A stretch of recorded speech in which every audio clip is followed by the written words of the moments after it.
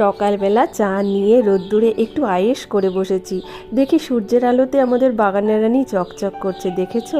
শিশির পড়েছে পাতার ওপর, পাপড়ির ওপর শিশিরে কেমন সুন্দর লাগছে। শুনলাম বাগানের একটা কলা গাছ উপড়ে গেছে, গিয়ে দেখি সত্যিই তো তাই।